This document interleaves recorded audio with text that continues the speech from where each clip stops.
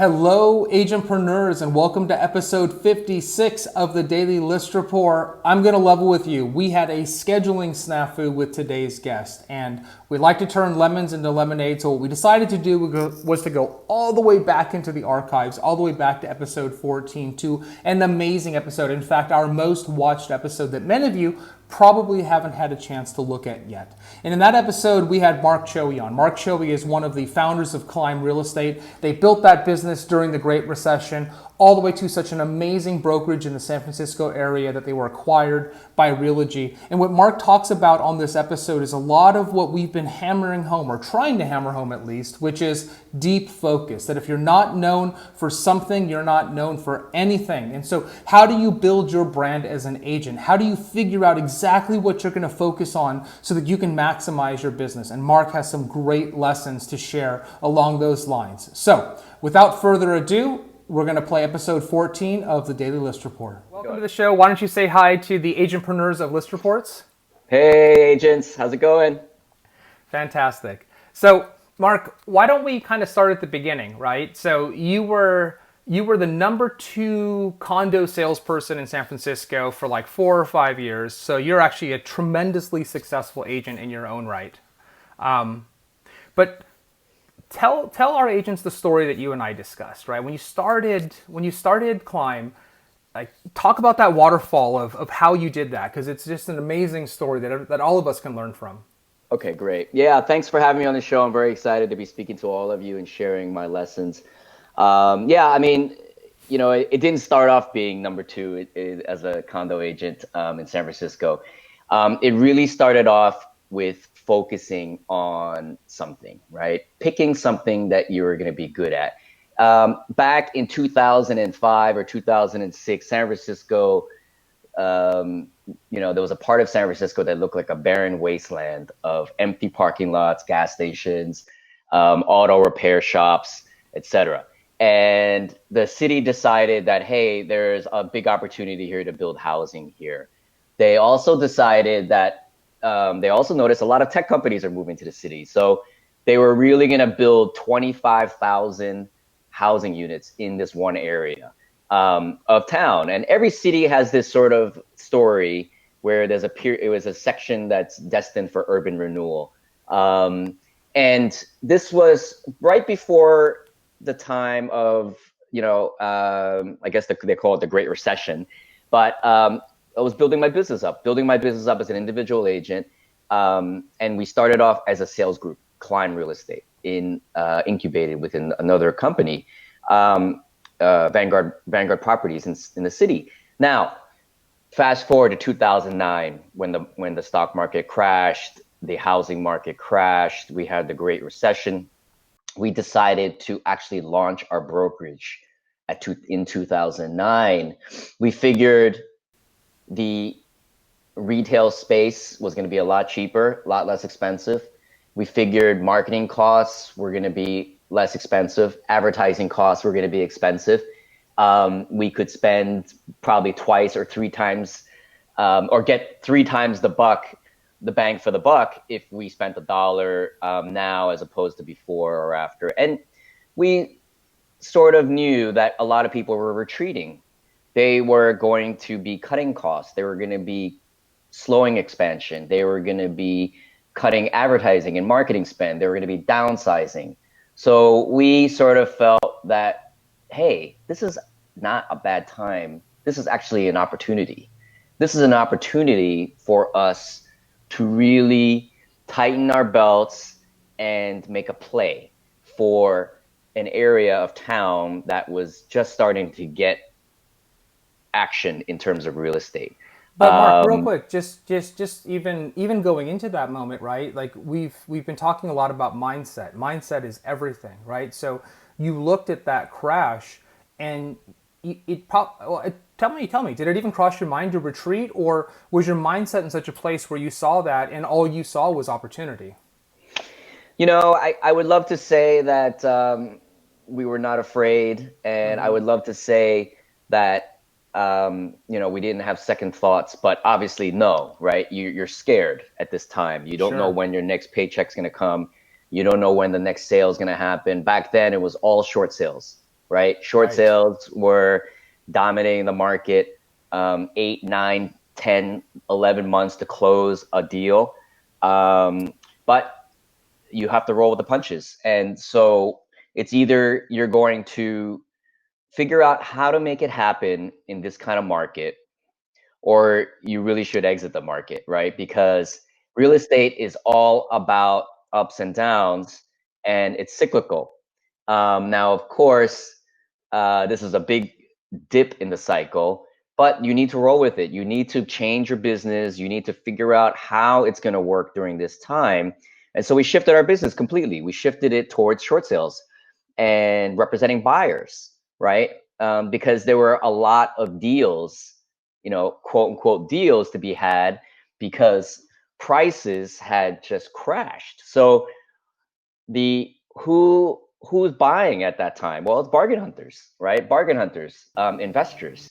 So there was a lot of business to be had with buyers, right? Now, not to say that we shunned listings, absolutely not, because listings brings you buyers, right? Now, so you just need to become proficient at selling homes during this time. So, short sales was a big proficiency. Off market type of sale tactics were used heavily. Um, you know, um, Understanding that something's not going to sell in 1 month and adjusting your expectations so that and also having a lot of listings, Right. because Right. they sell less frequently, so you need more listings in order to recreate the same income. And so you just need to shift. It's I think Gary Mark. Keller says it best in his book, right? I think it's called Shift, and it's Right. about rolling with the times and the market. And here we go. This is another dip in the market, and it's just everyone knows it's going to come back, right? I Mark, don't. real quick, just to interject here. Yesterday, 2 days ago, we had Eric Mitchell on from Gold Star, right? And one of the things that he said is, if you're out there as an agent and you're saying, "Hey, I give great service, and here's my cell phone number," right? Like, and you think you're standing out, you're not, because everybody's saying that. So, what I want you to do is tell the story about this waterfall of where you said, "Can we be the biggest brokerage in San Francisco?" And the idea is to hone down to something that you can be known for, to build a brand, to Absolutely. build a niche. Absolutely. You need to learn or figure out what you're going to be number one at, right? So I said to my founder, I said, what are we going to be known for? And are we going to be are we going to be the best brokerage in San Francisco or the biggest? No, we can't be, right? It's an established place with lots of top competitors. Can we be the top brokerage in our area? And the area was a 5 by 5 square block area of town called Soma, south of Market, South Beach. Can we do that? Yes. Can we be known to be a millennial urban tech brand as well? Sure. So we focused and doubled down on that one thing, which was being the top brokerage in our area, which was called, Soma South Beach, a small area in San Francisco, but also being known for tech, being known for innovative branding, being known for something, right? Being known and different. You need to figure out where you're going to be top. So that's what we focused on like a laser. And, I said to my partner, I said, hey, if we take this area over and we become number one in this area, and, someone's going to be interested in perhaps acquiring us or wanting to partner with us. Or if they don't, this is going to be a very great brokerage in the long run. We eventually took the path of acquisition, but that was the secret. You need to be number one at something, and you just got to keep subdividing the your That's right. target until you get to that point.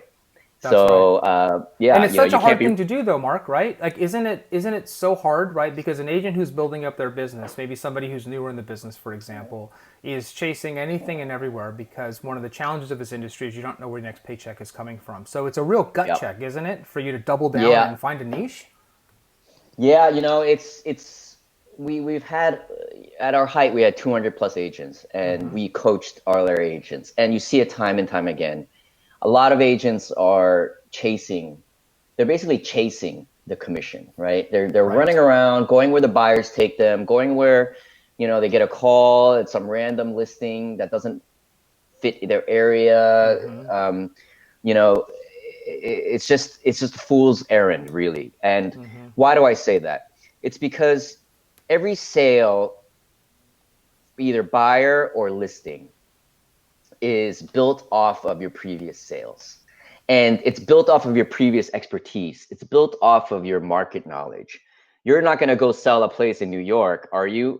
Even if you have a license out there, if you're focusing down in California or LA or Long Beach or San Francisco, wherever it's going to be, you need to really hone down and specialize, because you are up against, every area has a top dog, at least one. They have five in each area. And every time you're up for a listing, you're probably going to be facing competition from these agents. And the question is, how are you going to beat or win a listing from these agents unless you have some sort of way in? Either you have a personal relationship, which is not always the case, or you have a referral from someone, or how about this? You are specializing in this area. You are known as the agent for area XYZ, and it may not even be area. It could be first-time buyers in XYZ area, or it could be luxury real estate in XYZ area, or it could be condos, first-time buyer condos in this area. You have to keep on finding that thing that you're going to be known for, and you have to give up everything else in Right. order to do that. And personally, what I did was my personal sales, I focused on one building in San Hmm. Francisco, and it was called the Infinity. It was a 650 unit complex in the city.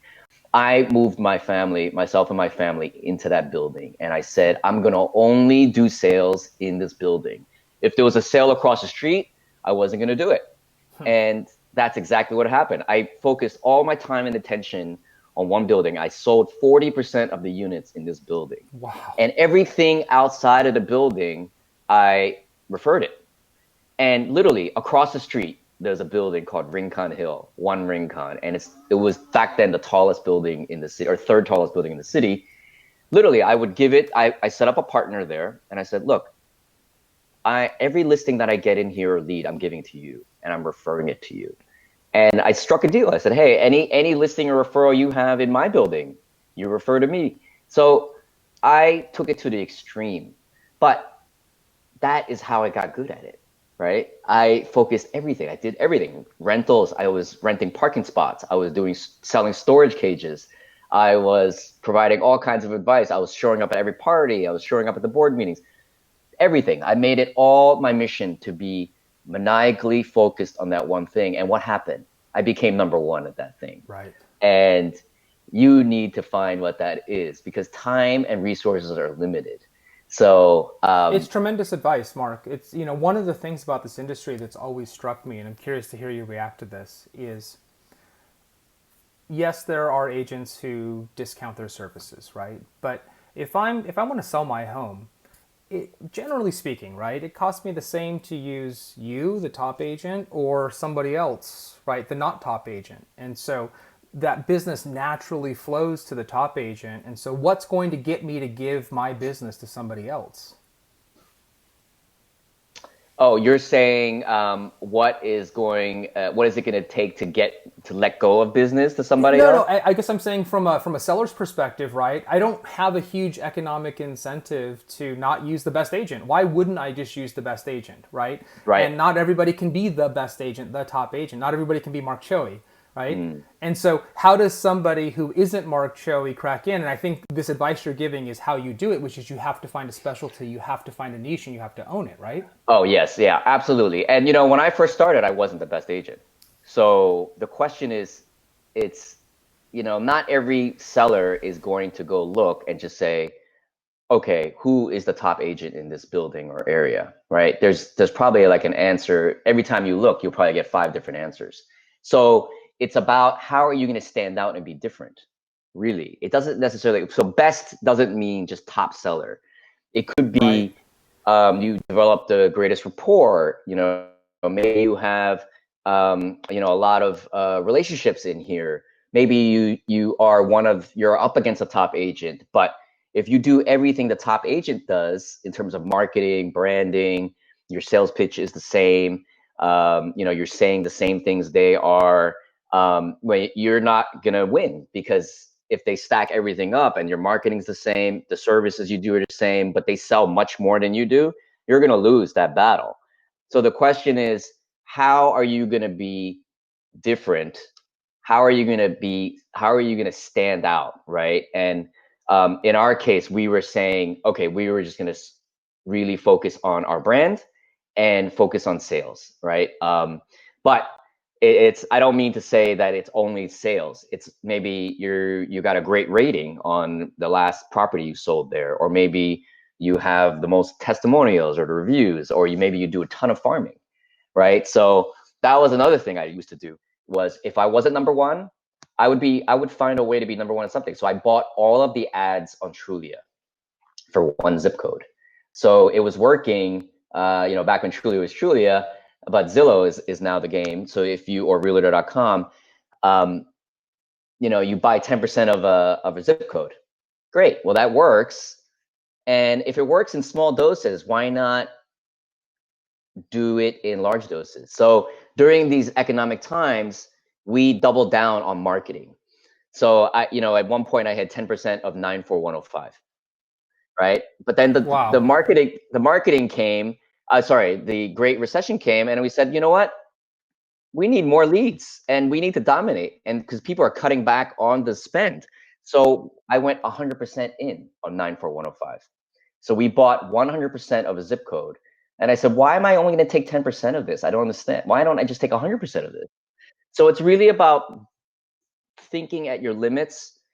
Okay, my marketing budget's 5,000. Well, can you double your marketing budget?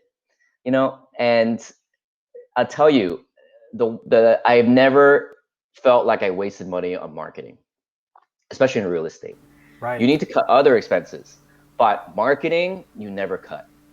You can't cut marketing. Yeah, so we're going to get into that topic in just a second. I want to Renee Warren has said made a couple comments. She said, first, I appreciate the real talk about our economic reality. Understanding will guide our next steps. Forward to all. Welcome, Mark Choey. So say hi to Renee, Mark. Hey, Renee. That's absolutely true, Renee, and that's why we're doing this. But then she had a follow-up question. She said, do you think a single agent could have success in this new real estate shift? How do you think about that? What's your advice to Renee? Oh, well, absolutely. I think, but when I first started, I realized there was a lot that I didn't know. And I started off as a single agent, but then I quickly found a mentor. So I think it depends on I don't know, Renee, how experienced of an agent you are, but if you're just getting started out, you need a mentor. You need some sort of training. You need someone to help you through every single difficult situation that you're going to encounter. Now, if you're a mid producer, maybe not. I've seen a lot of mid producers figure it out, mid-level producers. And if you're a top producer, probably not either, because you're going to need a team to help you, because you're going to be busy. So, can you be a single realtor and do well? Of course, I've seen it happen many times. But can you be faster and better with the right team and support around you? I think you can. Yeah, no, that's great advice, Mark. So, Mark, let's transition into. I asked you a question yesterday, right? I said if you were still running Climb and you've got 200 agents now, in a virtual meeting, what advice are you going to give them? And there were a couple of things that we touched on, and you just started one, which was marketing. Technology is one. So, why don't you give your best advice? You've got an audience right now of virtual agents who are sitting at home and they're watching this and they're listening to you. What do you tell them? When you're busy, what gets neglected, right? You think about that. There's so much that gets neglected. Your farming, your marketing, your buyer presentations, your listing presentations, your website. I don't know a single agent that loves their website. Everyone says, oh my God, I need to work on that. I need to fix that. Your systems, your CRM, if you're using one, outreach to clients, to past clients. Right now is the perfect time. If you have a lot of clients that you haven't spoken to in the past, figure out how, figure out, get in touch with them, right? Explain to them what's going on in the world of real estate and coronavirus and how that's affecting their property, right? Because they bought something, they're worried about the value of their property, right? Get in touch with your old sphere. Get in touch with people. Figure out and put systems together. Do the things that I think Stephen Covey said it best. There's these different quadrants of stuff that you have to do. There's stuff that's important and not important, and there's stuff that's urgent and not urgent, right? As real estate agents, we're always working on the urgent thing, regardless if it's important or not important. And you know what I'm talking about, that phone call, that email, etc. But you need to focus on the stuff that's not urgent but super important, and that means systems, listing presentations, your business, right? This is a business you're building. Not You're not in like the you're not just selling homes. You're starting a business. You're trying to focus and build a brand and a business around yourself. What is that business going to be? And that's why we say don't spread out, right? You need to focus on an area and be known for something, be good at something. Otherwise you're just going to be a jack of all trades, master of none. So, right now we would say, and this is giving me deja vu back to the time when the Great Recession happened, was look, you need to Sure. focus on these things that are business related and setting up foundations and your marketing, your process, your website. How are you going to come out of this with a bang, right? And you need to build sales momentum, a business. You need leads. You need business. You need buyers ready to go. You need sellers ready to go. So, of course, you can't do anything right now when the market is essentially at a standstill. Yeah. But you can do things to get new business such that when it is ready, and we all know it's going to be over soon, right? It's not going to happen forever. So this is a temporary downturn. This is a temporary stoppage in the market. When it comes back on, how are you going to be ready and hit the ground running? Hey, Mark, So, let me just, if you don't mind, let me just interject one quick thing, right? of Because, course, you know, a couple things that this unique time affords us, right? One is the opportunity to build new habits, but two, and AJ and I talked about this on the show on Mondays. What is life after this going to be like, right? What are the changes that are going to persist? And if you look at the massive rise in video conferencing and the fact that now video conferencing minutes on Zoom, Google Meet, Microsoft Teams, etc., has exceeded cell phone minutes for the first time, is that oh, it's also an interesting opportunity to be able to connect with your sphere in ways that maybe you weren't able to before, right? So there's some friction in just like picking up the phone randomly or walking around the neighborhood. And I know that that's a big source of resistance for some agents. But there's a different level of acceptability, I think, for reaching out now, and there's new ways to connect. Even having you on the show, right? We're talking to our users. Like there's new opportunities that come out of this time, and an opportunity to build new habits. That's how we see it. yeah, absolutely. And there's a lot of new products, and I believe you guys have rolled something out that's really going to help agents do business remotely. So everything from how are you going to market a property remotely better, right? Matterport VR, and any number of VR types of technology to market a home is instrumental. Live streaming, video conferencing, digital listing presentations, or ways to interact with agents. I mean, sorry, your clients, buyers or sellers remotely. Get on those things. I think it's a new time. It's just very reminiscent to social media. When social media first came out, a lot of people were very worried about this because they're like, what? Oh my gosh, these clients are going to see my personal pictures. They're going to see that I went traveling here. They're going to see that I went there. Should I set up a separate personal page or a business page? And we just sort of just kind of embraced it all and rolled with it and said, look, the world is not private anymore. You just need to get used to it and own it, right? That's a And really interesting point, Mark. There is even now an enhanced level of intimacy, right? we're all working at home, and you're talking to people in their bedrooms, in their living rooms, inside of their homes, right? So it felt like the last bastion of quote unquote privacy. But that level of intimacy, as social media did, also allows you to expand the number of connections that you have, allows you to build relationships in very different ways. So it's a really interesting point because I hadn't really thought about that evolution, right? And sort of where it started Absolutely. there. It's second nature to us. I've forgotten about, that awkwardness, if you will. And we're going to forget It's about this awkwardness, right, soon. we, exactly. And I think video conferencing is going to become the norm for doing business, working from home. If people aren't used to it before, they sure are now, and they're sure Yes. learning about it.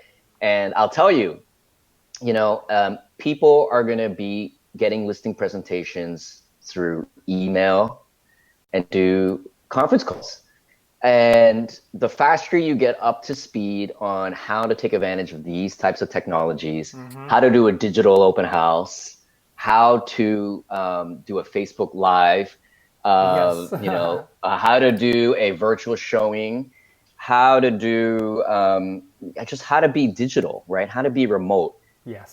If you're not comfortable with it, get comfortable with it because it's Yes. coming. It's here. Yes. It's here now, It is here right? now. And It is here now.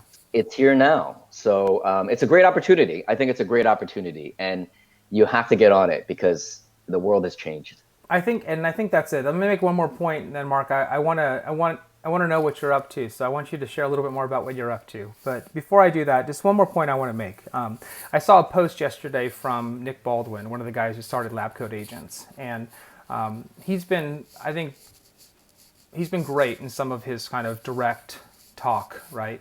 And one of the things that he said, and I think this is really important, is don't underestimate the magnitude of the change that's going to come out of this. This is sort of my interpretation of it, right? And so there are certain sacred cows that we have. Like, for example, no one's ever going to buy a house that they haven't seen before. But I think the data would show otherwise, right? And in Nick's case, he bought a house sight unseen. And so, as Mark said, when you look at the quality of, let's say, a Matterport, or the ability to connect with people on video conferencing, or the technology that exists to explore an area, don't don't don't fool yourself into believing that there isn't a world that will exist when, as an agent, you can actually sit at home and you can conduct your business. And what we talked about a few days ago was how great that's going to be, right? The accessibility and the availability of people might mean that you're going to have more time with your family, and you're not going to have to spend 3 hours driving and setting up an open house when you can sit in the comfort of your home and you can actually sell that property. And I think that's really exciting, Mark. Yeah, I'm a big fan of Nick and Lab Coat Agents, and I think he's spot on. I think I've just sold a home remotely, and I used Open Door, oddly enough, in Phoenix. Interesting. Yeah, and I think we've experimented at Climb with all sorts of virtual technologies on how to shorten the distance because so many people wanted to see things, but they were remote. They were down in Palo Alto, or they were in China back then when China was buying a lot of homes around here. So it was video. We were videoing things and sending them stuff, and they were buying things remotely. Now, I just think it's going to be more the norm as we go on, and you just need to adapt. We need to adapt. It's a great opportunity to figure out how to change your business style. Um, and those that get it are gonna thrive, right? So I think it's a great time. Absolutely. The beauty of live, there's a lawnmower right outside my window right now. So I'm going to be quick and I'm going to go on mute. But this is a great opportunity, Mark, for you to tell everybody what you're up to right now. So what are you doing now at HighNote? Yeah, absolutely. I started a new company called HighNote Labs, and after we were purchased by Climb, our mission was not finished. Our mission is really to bring great tools and technology to empower the real estate industry. And we have a lot of lessons as real estate agents, as brokerage owners, and the first product we have is essentially a smart pitching product. We did an analysis of what our agents do and what we did as agents, and a lot of the time that you spend is building marketing decks, listing presentations, buyer presentations, and making pitches. And it's the most important thing, the single most important activity you do as an agent. It's making the sales pitch, because if you don't get it, the repercussions are huge. You either have an opportunity to earn this commission or you don't. So we really focused on this one use case and work workflow and built a very easy to use tool to help you build great marketing and get data on what is happening. So you're going to get data on the reader and what they're reading, what they're keying in on, what they're focusing on. We just came out of beta, and a lot of the early agents are saying they're winning more offers, they're winning more listings and more buyers than ever before.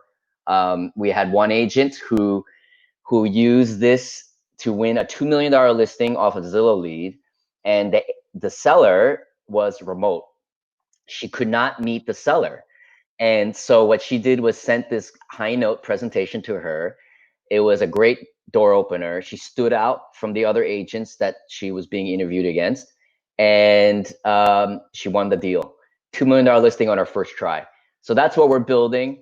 And it's very exciting. And that's the first incredible. tool among a whole host of tools. It's going to be a platform for the real estate agent and professional. And That's awesome.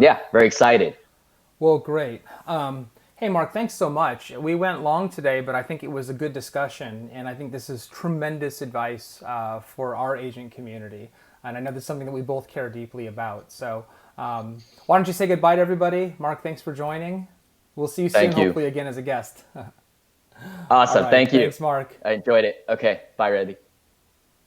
Fantastic, right? I mean, you keep hearing this message over and over again, right? Great companies that were built during really difficult times, individuals who rise up, the importance of mindset, right? This thinking where you're like, I'm going to come out of this better than I entered it.